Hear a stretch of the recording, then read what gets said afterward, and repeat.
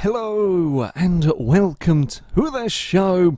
Now, whether we be talking about the most boring of everyday cars or the top tiers of motorsport, fuel economy is a subject that comes up rather a lot, whether it be about trying to eke out that tank of fuel to get to the end of the race without stopping again, or whether there be tactical reasons, an endurance race or so on.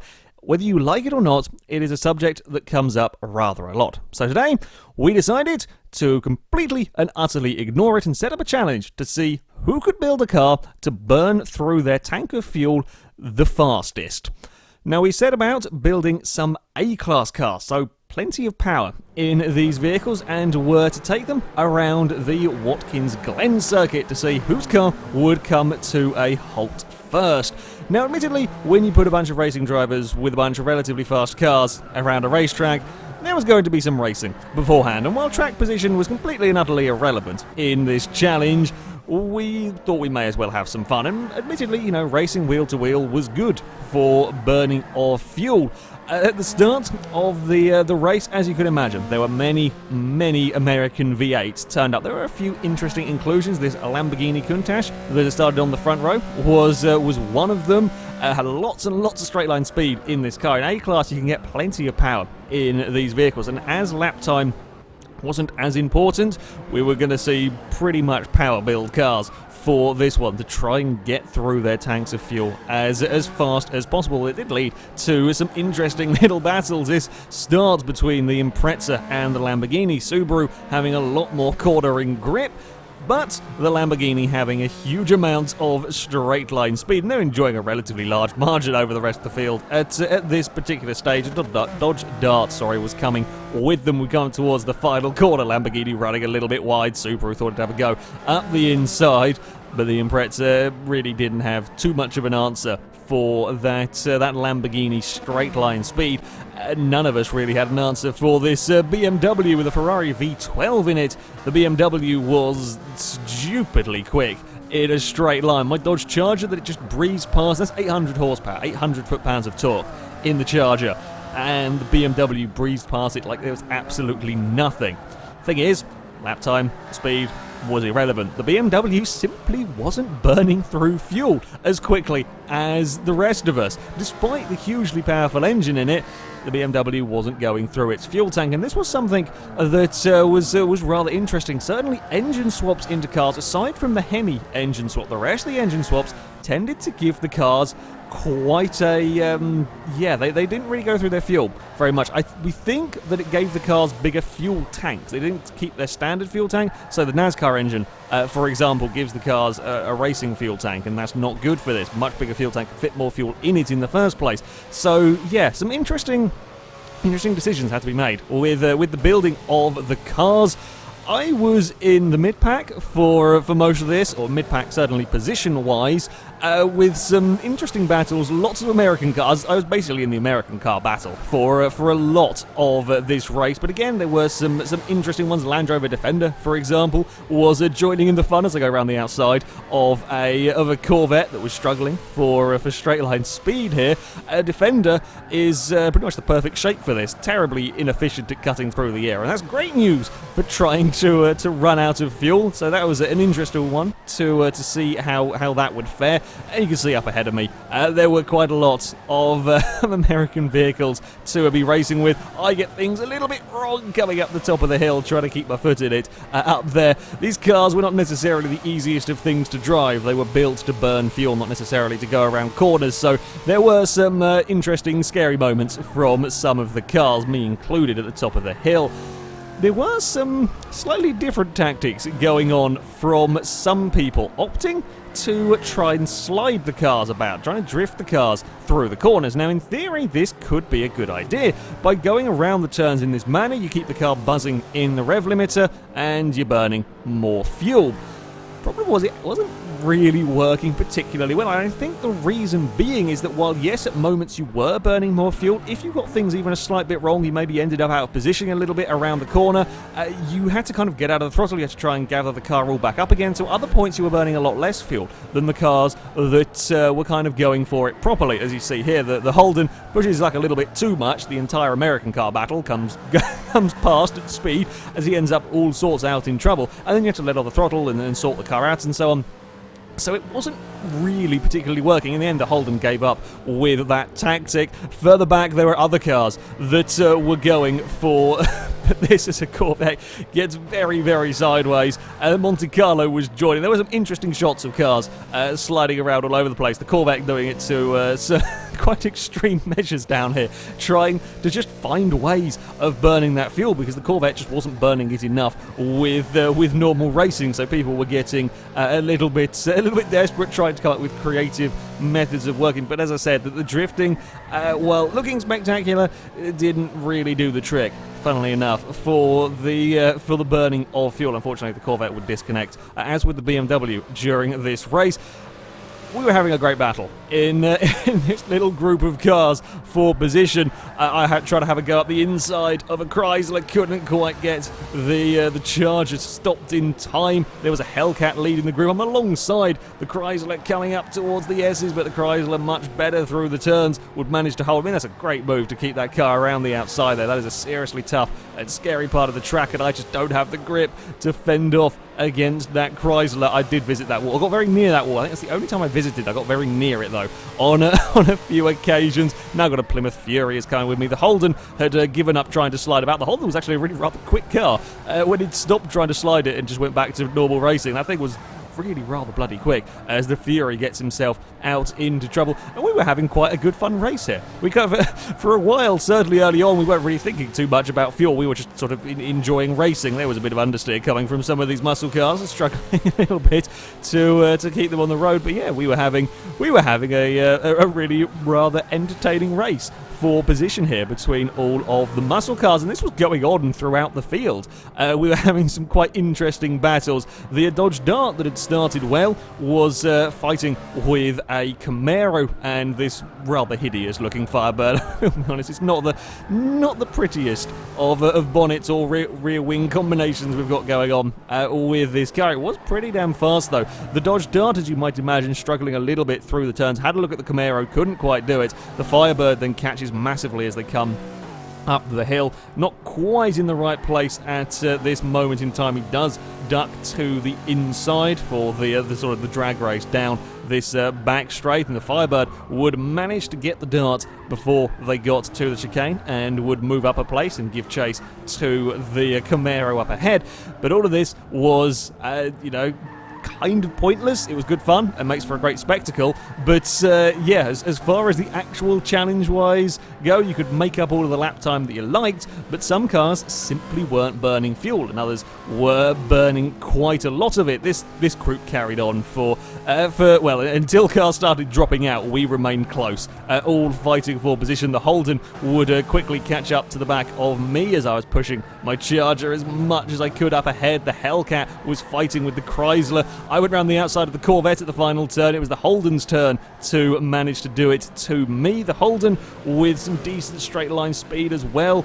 Pretty even between me and him. I couldn't do anything down the inside though. Simply didn't have the handling to fight with that car. We were closing up to the Hellcat and the Chrysler as they continue their battle. Hellcat fast in a straight line. The Chrysler good through the corners. You can see the field around us. It did get quite spread out with this, as you can imagine, because there was some varying degrees of performance in the car. Some people opting to just go pure power build. Most people opting for pure power builds, and some of the cars were just not as good as others. You couldn't get, like for example, a lot of these muscle cars could get race tyres on their vehicles and keep them in A-class despite having fully modified engines, whereas some of the other vehicles you couldn't do that, and you ended up with some really rather difficult to drive cars. I thought about having a go at the inside of the Holden, couldn't quite do anything down here, while the Chrysler was still having a look, trying to fight away past a Hellcat and Audi that ended up in trouble. We were lapping the Fast and Furious Charger that had a lot of power, very little in the way of control. And while all of that merriment was going on, it wasn't long before cars were going to start training their tanks. Now, unfortunately, the Forza replays don't show me any time when I look at the telemetries and so on, so kind of from memory. I will do the timings, but the first car to drain its tank, the first vehicle to run out, was the Jeep Wagoneer. Having probably got the Hemi engine in, I would guess it was about 11 and a half minutes when the Wagoneer conked out around this, this long turn. So the Wagoneer would be victorious, the first car to run out of fuel. Second place, it would go to the Lamborghini Countach. Had a race-long battle with the Impreza, had managed to pull a little bit of a margin back towards the car, but then the Lamborghini would run out of fuel, probably at one of the worst places coming up the S's. He actually did a pretty good job of trying to keep the cars out of trouble. When they ran out of fuel, we were trying to keep the cars off the track so the rest of the people could carry on, so the Countach kind of coasted his way up and out of the way through the S's before managing to conk out down the back straight. So two cars were down, the Countach giving up at around about the 12 and a half minute mark. So pretty quick. It's about kind of Coinseg 1-1. The fuel usage going on from some of these vehicles.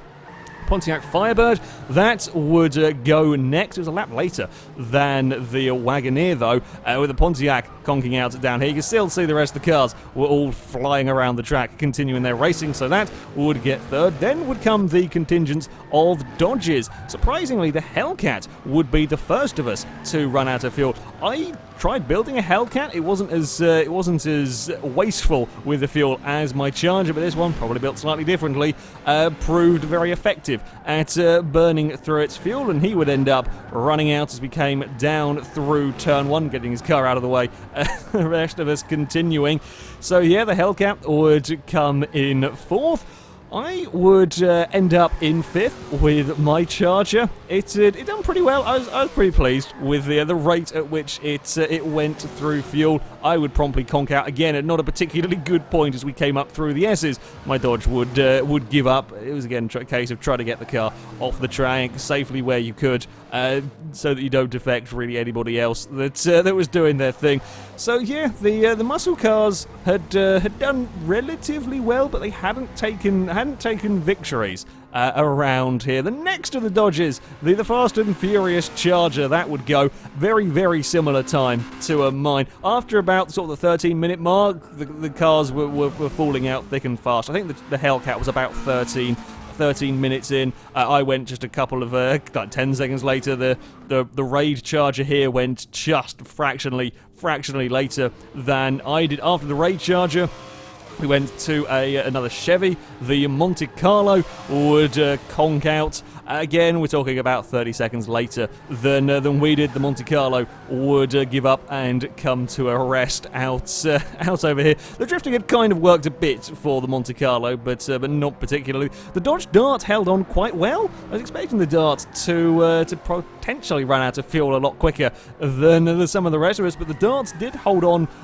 relatively well, conking out a little bit after the Monte Carlo, and again we were littering the cars around the nasty S-Pens. A Ford Country Squire, that too, would go just sort of 10-20 seconds later than that Dodge Dart coming down towards turn 1. He was trying to find a good place to put the car in and keep it sort of out of trouble while the rest of us were racing. But yeah, the Country Squire would end up out. I expected the Country Squire to do better as well. I thought this would run out of fuel a lot quicker than it did. But yeah, it still would run out though before the end of the race. The Defender held on quite well, again with the kind of terrible shape as you see the Country Squire pulling to a stop over to the side there. With its huge amount of drag, I expected the Defender to perhaps run out of fuel quicker than some of the rest of us, but that wasn't the case. He did though run out, and he too found himself in a rather awkward place with the car coming to a halt and kind of parking up along the crash barrier.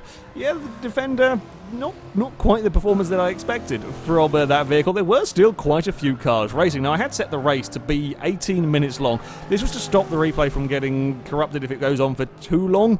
And to be fair, we were conking, or a lot of cars were conking out after sort of 12, 13 minutes. We didn't want to have people sitting around waiting forever. So it was an 18-minute race. And as the time started ticking down, there were still cars circulating. These two guys have been in a battle for the entirety of the race. The Firebird finally finding a way past the Camaro, And while that's good for track position and good in a racing sense for this particular challenge, they were still going long after quite a lot of us had conked out the Camaro, finding a way back past the Firebird, as the Firebird has promptly now gone and run out of fuel. As I think it was the last car, in fact, to run out of fuel that would actually stop out on track. He had a great race with that Camaro, but that would come to a halt as the Firebird would kind of coast his way out of fuel. But he was quite a way behind, a good sort of couple of minutes behind some of the rest of us when we ran out, and he found himself a good place to pull up and park.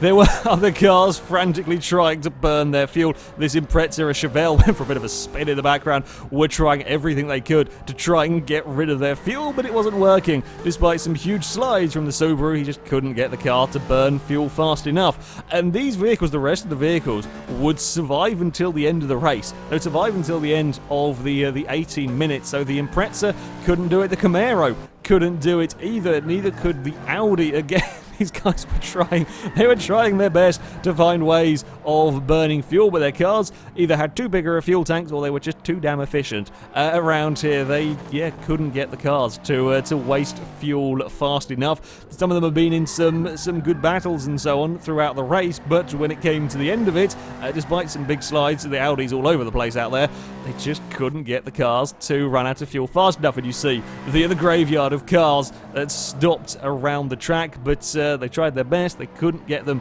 to finish with some big slides going through the S's. Another car that kept going, a Jaguar. This one perhaps wasn't too much of a surprise to see this one that's still going towards the end.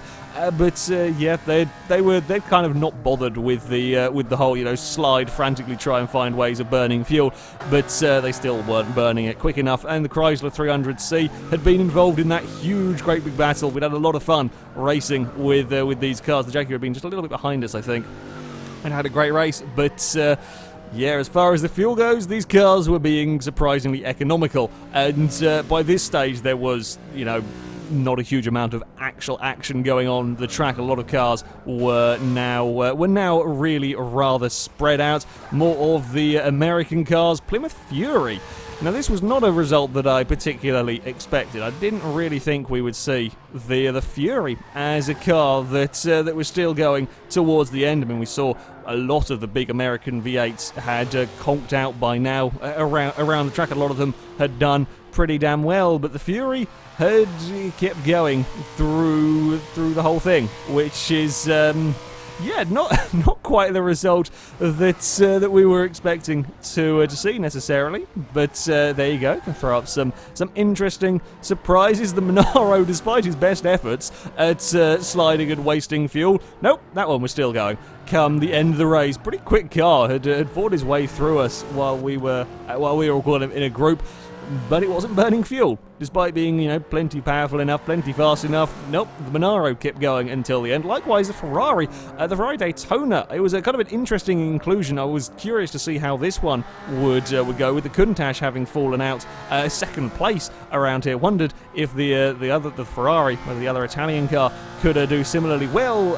When we say similarly well, we are talking about running out of fuel, but nope, that was not the case. The Ferrari would carry on until the end, despite his best effort at finding ways of getting the car to burn fuel. Didn't work for him. And the most economical vehicle of the lot of them was a Hummer. Admittedly, this is probably down to the fact that it had the largest fuel tank of all of us. It finished with about 80% fuel still in the car. Despite being so large and so very heavy and terrible shape for cutting through the air, it didn't work. It might have burnt through a lot of fuel, but it still had far too much fuel left. So, the Hummer, not a good choice of vehicle when you're trying to run out of fuel the quickest, surprisingly. And that is a very weird way to end, but there we go. The Hummer was the most economical out of the lot of them, with the Jeep Wagoneer being the vehicle to run out of fuel first. Quite an interesting challenge, actually, seeing all the different vehicles, and it was interesting to see the range of which the cars could get to. Fuel consumption actually kind of a much more important part, really, when it comes to Forza 6. Yeah, and it was surprisingly fun, the racing, and then surprisingly tense seeing how many cars or who would go out when with the field. It was quite a lot of fun challenge to film this one. Anyway, that is it for this video, guys. Thank you very much for watching, and until next time, goodbye.